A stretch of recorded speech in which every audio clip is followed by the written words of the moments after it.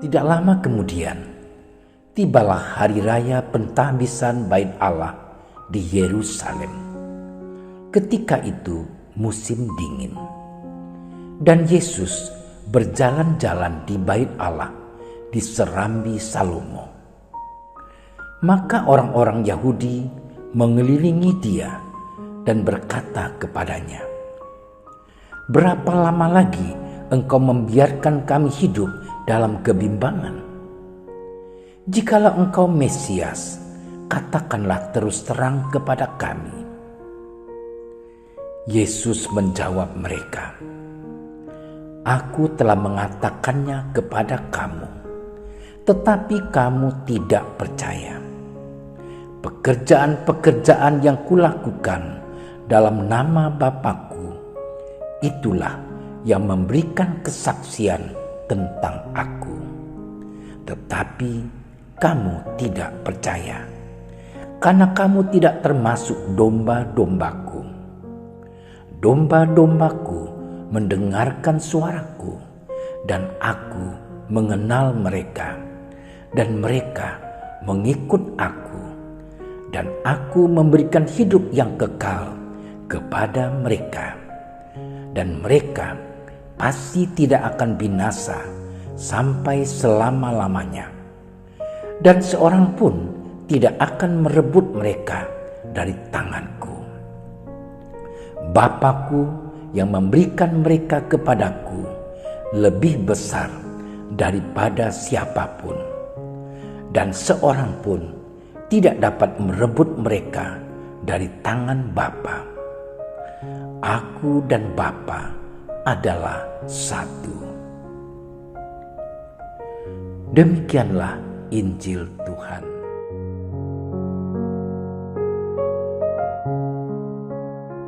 Saudara-saudariku yang terkasih, Injil hari ini bercerita tentang orang-orang Yahudi yang kecewa terhadap Yesus. Mereka sudah tidak sabar lagi untuk mendengar dari mulut Yesus sendiri tentang identitas dirinya. Apakah Yesus itu memang Mesias yang sedang mereka nantikan, atau bukan? Mereka memang sudah lelah berada di bawah penjajahan bangsa Romawi. Mereka amat menantikan hadirnya seorang Mesias yang akan membebaskan mereka dari penjajah Romawi itu. Namun jawaban yang keluar dari bibir Yesus adalah, "Aku dan Bapa adalah satu." Jawaban Yesus tersebut sama artinya dengan mengatakan bahwa dirinya adalah Allah. Karena jawaban Yesus ini, mereka bukan saja amat kecewa, tetapi juga tersinggung dan marah. Saudara-saudariku yang terkasih, acap kali kita pun gampang kecewa, bahkan marah kepada Tuhan, seperti orang Yahudi mengatakan, "Berapa lama lagi Engkau membiarkan kami hidup dalam kebimbangan?" Mudah sekali kita bimbang akan kebesaran dan kemurahan hati Tuhan kepada umatnya. Entah sudah berapa kali kita mengalami doa-doa tidak terkabul, dan kita kecewa, bahkan marah kepada Tuhan. Karena kekecewaan tersebut, lalu kita menjadi malas untuk berdoa, malas untuk ke gereja, malas untuk terlibat aktif dalam kegiatan di lingkungan atau di paroki. Saudara-saudariku yang terkasih, seringkali pikiran manusia berbeda dengan pikiran Tuhan. Manusia memang tidak bisa dilarang untuk kecewa. Namun di lain pihak, manusia terus diundang Tuhan untuk semakin mengenal Dia, sehingga kita semakin mengenal kehendak Tuhan atas diri kita masing-masing. Domba-dombaku mendengarkan suaraku, dan aku mengenal mereka, dan mereka mengikut aku.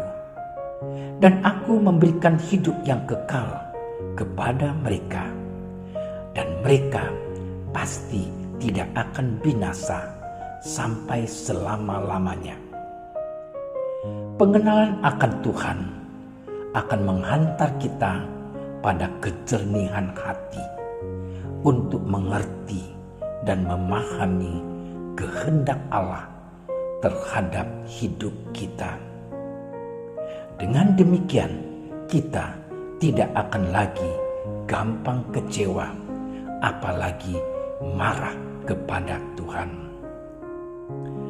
Saudara-saudariku yang terkasih, di samping melalui kitab suci, pengenalan akan Allah juga dapat diperoleh melalui alam dan makhluk ciptaannya. Karenanya, kita pun berpeluang untuk menjadi berkat bagi sesama yang ingin mengenal Allah. Dengan hidup seturut kehendak Allah, kita telah menjadi saksinya. Saksi akan kebaikan dan kemurahan hati Allah. Dan Allah pun pasti mengenal kita sebagai domba-dombanya, karena kita selalu mendengarkan suaranya dan melaksanakan kehendaknya. Ya Tuhan Yesus, bentuklah hatiku dan kuatkan diriku dengan berkat-Mu untuk selalu bertekun mendengarkan suara-Mu dan hidup sesuai dengan kehendak-Mu untuk menjadi saksi atas kebesaran dan kemurahan-Mu. Amin. Terima kasih sudah menyaksikan renungan hari ini. Jangan lupa like, subscribe, dan aktifkan tombol loncengnya agar Anda yang pertama mendapatkan notifikasi updatean renungan harian dari Komsos Keuskupan Padang. Dan bagikan ke sosial media agar saudara-saudara kita dapat mendengarkan dan merenungkan firman Tuhan.